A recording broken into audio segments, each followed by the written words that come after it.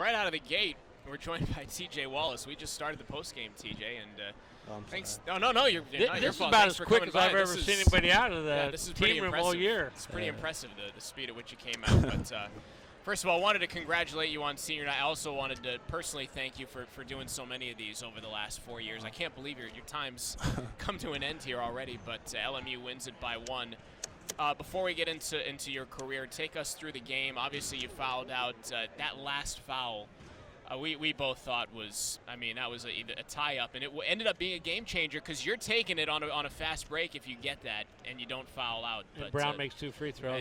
That's really probably one of the differences in the game, but there's nothing you can do as a player because you made a good play, and that the ref should have let that play out a little longer. And to me, you don't have to make that call because you were in front of the guy when you stole it, and there's going to be contact all the time. But no one had possession of the ball. He thought I deflected it, so it popped up in there, and I just grabbed it. And then the ref called a foul. So it was a really tough call. Every way it was just one of those bad calls at the wrong time. Yeah. You got a shiner under your right eye. What happened there? I caught an elbow last game. So last game. Yeah, okay. not from this game. Last game. Okay. Yeah.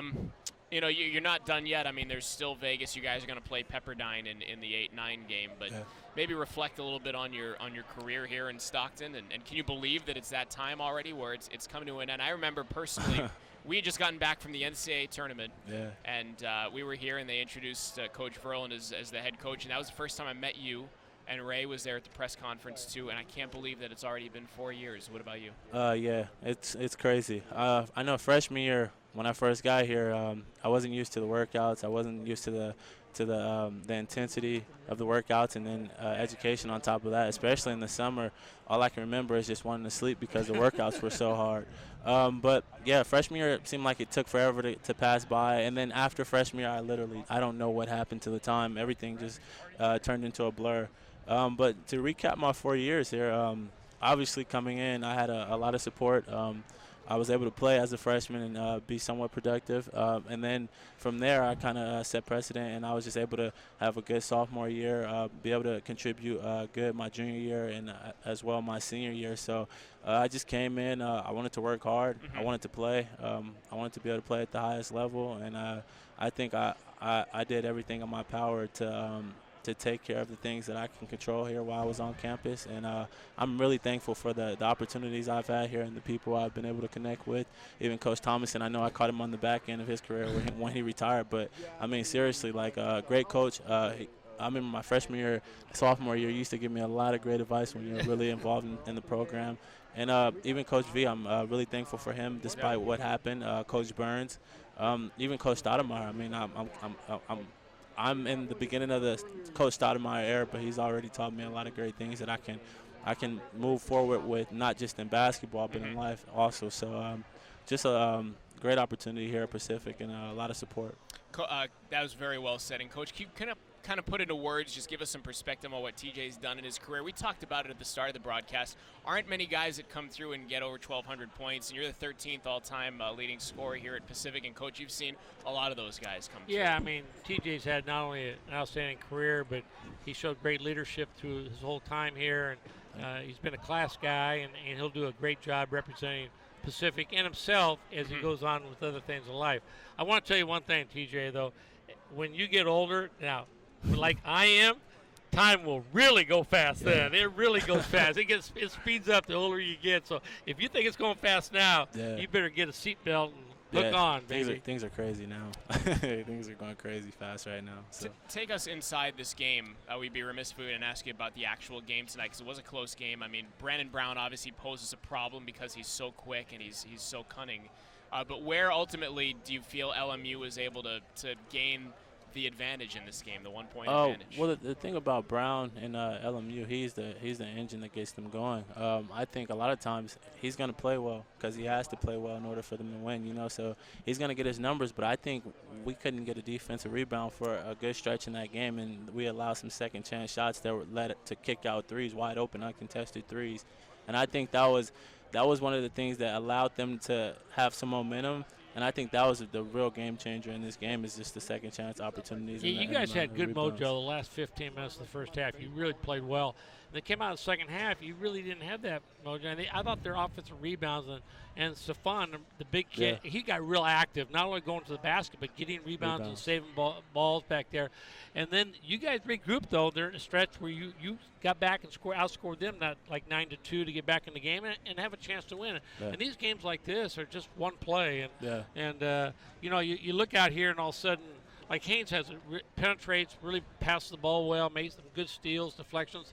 And all of a sudden he comes and shoots a three like, where's that going? And then Ray off the timeout shoots that fadeaway three. It's like, where are these coming from? And so, but I thought they were really effective scoring going to the basket because they were dishing off to Towns, and he was doing a great job inside. Yeah. How improved has he done this year? Oh my goodness, man! I think in the years coming for Anthony, he's going to be a problem in this conference. I think he has really good hands and feet for a big man, even though he's undersized. He has those really long arms, and he's just super active. He's really active. And I think he's going to be really good. His square shoulders. His shoulders are huge. High hips. So even though he might be 6'6", he's got a body like 6'8". Yeah. And he does have good hands. He has left hand, right hand. His shot is going to be better and better. His face-up's getting better. Yeah. I know he shot an air ball for 15, but I see him moving out to 17, 18 feet, eventually maybe be a three-point shooter, but he's going to be so active, and he has a high motor, and if he just keeps that head squared away, I think he's going to be he's a good player right now. Yeah.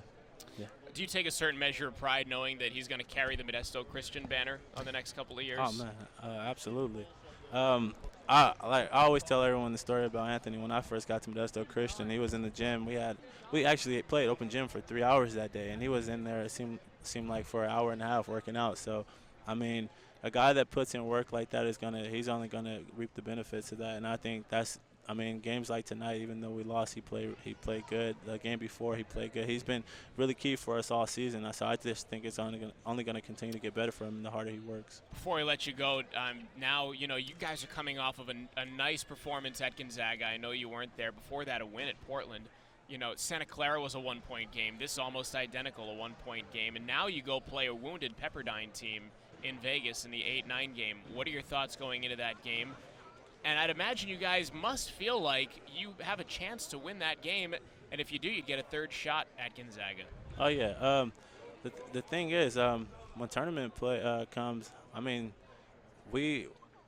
I feel like that's a restart for us. Essentially, we are 0-0. Our records, everyone's record scratched. So obviously, we're going to come in with high expectations for ourselves, good intensity, and ready to go against a Pepperdine team who you said is wounded, but they still have their key guys playing. And when they get it going, they can be a tough team to beat. So one time in the Big West, we had 10 teams in the. Irvine was 10th place in the league. Yeah. And they won. They upset the first night. Then they had to play the number 1 team. They upset them. Yeah. Then they had to play the number 3 team or 2 team. They upset them. They got to the finals, and I think they lost by 2 to go to the NCAA tournament. And they were 10th place going into the league, and they had their chance. So, I know Gonzaga's great. I know St. Mary's is outstanding, and BYU's playing good tonight. But hey, anything happens, you just got to go play. Exactly. You know what Gonzaga isn't? Undefeated. They just lost 78-71 to BYU. How about them apples? Down goes number 1. Down goes number 1. Well, you know what, though? They're going to now, for them, it's probably the best thing that happened. Because now they can cleanse themselves with that win streak and holding on to number 1 and all that stuff. Now they can get back to basics and start playing well. So, man, Wally, I just want to congratulate you on a great career. Again, on a personal note, thanks so much for doing all these over the years. I really appreciate it. You're the best, man. I'm going to miss him, TJ. actually.